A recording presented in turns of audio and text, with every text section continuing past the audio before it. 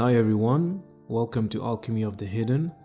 In today's video we are going to explore a question that I received from one of my readers, and it's basically about what are some effective ways to cultivate spirituality in our daily lives. We will explore this question in depth, and then by the end of this video you will have a few exercises or practices which aren't really new because there's nothing really new under the sun. But if you practice those, they will definitely propel you to more growth and spiritual experiences. So without further ado, let's begin. We want to bring more spirituality into our daily lives for different reasons.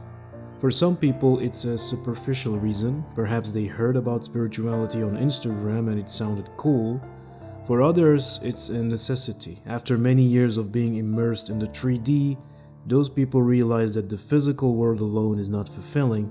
That's when they look for something deeper, something more sacred, something that consciously reconnects them with their essence, whatever that means, as long as it feels like it. For most aspirants, however, finding ways to invite more spiritual energies into their lives proves to be an arduous task. Is it because all spiritual practices are kept secret and only taught to a select few that are given the responsibility to save the world from its foolishness? Of course not. Quite the opposite. It's because there are so many practices that it's hard to find the ones that fit our needs. Let's keep in mind that we are all on a spiritual journey, whether consciously or not. Let's also keep in mind that we are all at different levels on this journey. As you may know, spirituality is vast. Some practices are tailored for advanced practitioners, others for those who have just stepped on the path. In general, the spiritual teachings and practices that you find around are for beginners. Why? Because teaching to the masses demand that those teachings remain applicable for most. And as you may well know, in general, we have a lot of work to do on ourselves as a species. Most people entertain many self-defeating thoughts. Most people have big egos and feel attacked whenever the truth is pointed out. Most people won't learn not to take things personally. Most people blame others for their problems. Most people are dependent on others and feel sorry for themselves. Many people are cunning, and unless you are careful, it is very easy to get contaminated and fall back into older tendencies you had overcome through different spiritual practices. That's why most of the spiritual practices aspirants find don't always fit their needs.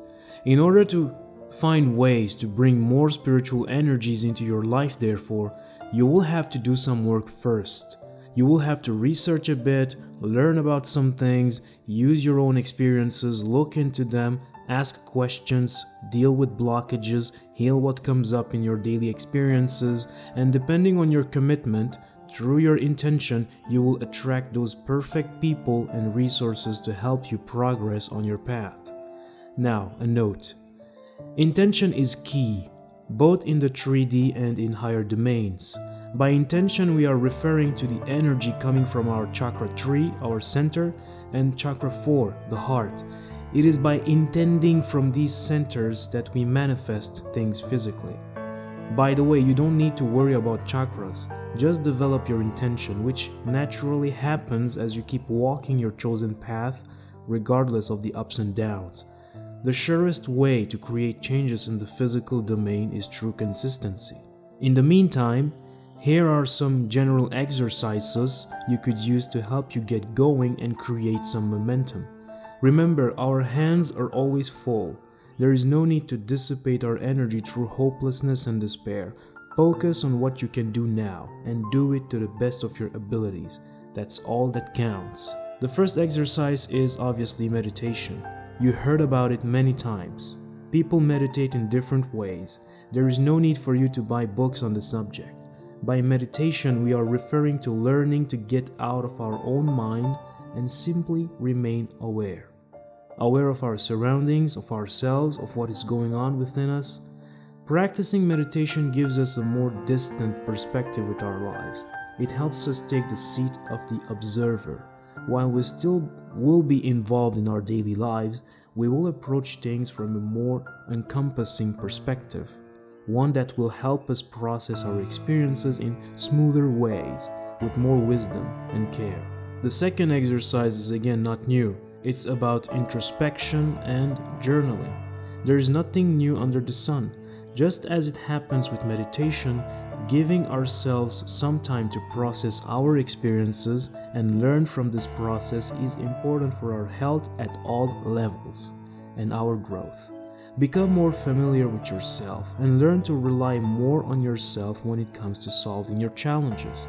If you go through a difficult experience, as an example, instead of letting it completely break you apart like it happens with most people, deal with it to the best of your ability when it occurs, and once you have rested and taken some time to find your balance, review the experience. What did it create in you? What feelings came up? Why did you react this way? Is it linked to a past experience? Is this challenge an opportunity for you to heal and release this hurt? Can you forgive those that hurt you? What would not forgiving them create for you? Won't those drives always create friction in your relationships? Will you keep choosing to resist and maintain your position? Or will you let go and explore different possibilities? Possibilities that may be aligned with your higher self's way of doing things. Done correctly and with honesty, this exercise will help you mature quickly and build a strong character that will help you maintain higher states of consciousness for longer periods of time. The third exercise is commune. We are always a smaller part of bigger systems. Our cells, microcosmic parts if you want, are also part of us, the bigger system. These principles apply to higher levels of manifestation as well as lower ones. They're reflective of each other.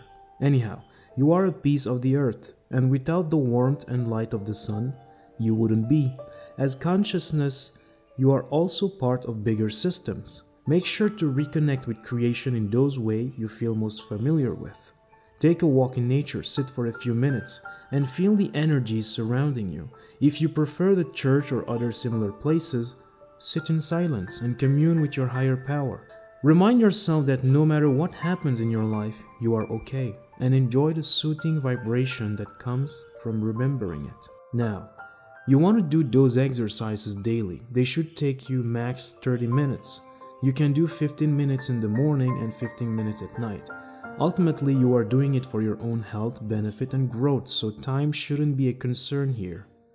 In time, inviting those spiritual energies in your daily life will organically attract opportunities for more growth. Every great journey starts with the first step. Every journey does. Start small, start now, just start. So this was it for this video. I hope you enjoyed it. If you did, be sure to subscribe to the channel, to like the content, to share it with those who you think would need it and benefit from it. I will see you next week. Bye.